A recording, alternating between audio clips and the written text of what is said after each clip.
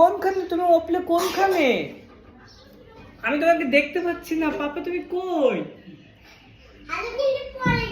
যাক বলে যাক। তুই সাথে কি করছিস?